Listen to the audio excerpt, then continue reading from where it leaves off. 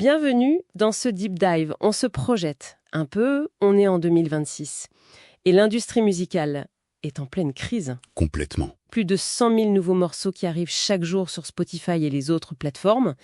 Une énorme partie générée par IA. C'est un déluge, oui. Voilà. Notre mission aujourd'hui, c'est de comprendre comment le géant du streaming essaye de ne pas se noyer, parce qu'on parle de saturation, de fraude, la valeur même d'une chanson est en train de changer. Et c'est pas juste une question de quantité, c'est ça qu'il faut comprendre. On parle d'une mutation de tout l'écosystème. L'IA, ce n'est plus un petit gadget. Non, c'est clair. Elle est au cœur de la production, de la monétisation.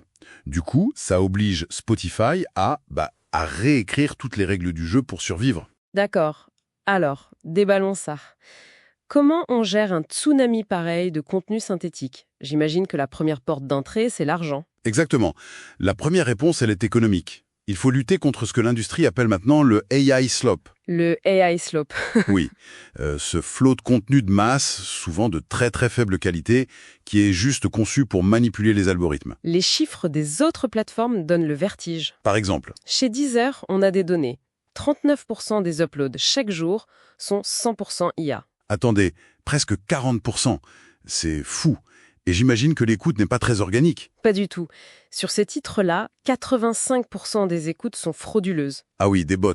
Voilà, générées par des bots pour simuler de l'engagement. C'est un système qui est presque entièrement détourné, quoi. Ce n'est plus de la triche à la marge, en fait. C'est le modèle économique principal de ces contenus. Alors, face à ça, qu'est-ce que Spotify a mis en place, concrètement? 2 mesures phares ont été déployées. D'abord, un morceau doit maintenant atteindre au moins 1000 écoutes sur une période de 12 mois. D'accord. C'est la condition pour pouvoir toucher des royalties. Et ensuite, les contenus qu'on appelle fonctionnels. Les bruits blancs, les sons de pluie, ce genre de choses. C'est ça, souvent générés par IA. Eux, ils sont pénalisés. La durée d'écoute minimale pour être payée est passée à 2 minutes et leur valeur par stream est réduite. La règle des 1000 écoutes, elle est maligne. Elle ne va pas pénaliser un vrai artiste qui débute et met un an à trouver son public, Exactement. mais elle coupe l'herbe sous le pied de milliers de bots qui génèrent des centimes sur des morceaux fantômes. C'est l'idée. Mais cette fraude financière a dû ouvrir la porte à des problèmes bien plus graves, non? Absolument. On est passé d'une guerre économique à une guerre juridique totale. Ah oui.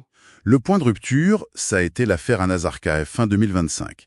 Des pirates ont affirmé avoir aspiré 300 téraoctets de données de Spotify, 300 téraoctets. soit la quasi-totalité de leur catalogue musical. D'accord.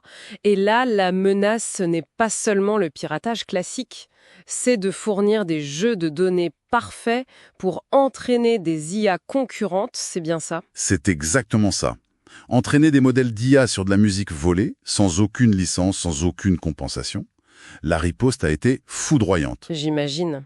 Les majors et Spotify ont lancé une poursuite commune. Ils réclament près de 13 billions de dollars de dommages et intérêts. Un chiffre pareil, c'est presque abstrait. Est-ce que c'est une menace crédible ou c'est surtout un coup de semonce pour effrayer toute l'industrie de l'IA? C'est un peu les deux. Le chiffre est conçu pour marquer les esprits, bien sûr, mais il établit surtout un précédent juridique. Utiliser du contenu sous licence pour entraîner une IA, c'est une violation massive du droit d'auteur, point. Donc, on a les plateformes et les majors d'un côté, les pirates de l'IA de l'autre, et au milieu, j'imagine que les artistes doivent se sentir complètement dépossédés. Ils ne sont pas restés spectateurs, non. Ils ont lancé une vaste campagne. Stealing isn't innovation. Voler, ce n'est pas innover. Soutenus par beaucoup d'artistes. Et des centaines. Leur demande se résume en 3 mots. Les 3 C. Consentement, contrôle et compensation. Simple, clair, et ça semble être la base, en fait. Ils exigent un cadre légal où leur travail, leur voix et même leur identité sonore ne peuvent pas être utilisés par une IA sans leur accord explicite et une juste rémunération. Alors, comment Spotify navigue dans ce chaos entre encourager l'innovation et en même temps protéger les créateurs? La plateforme pivote massivement vers la valorisation de ce qu'elle appelle l'authenticité humaine. C'est-à-dire? Elle a lancé des outils comme SongDNA. Ça fonctionne un peu comme un générique de film très détaillé pour chaque chanson. Ah, d'accord. Ça permet d'explorer tous les crédits humains derrière un morceau. Les musiciens de session, les paroliers, les ingénieurs du son.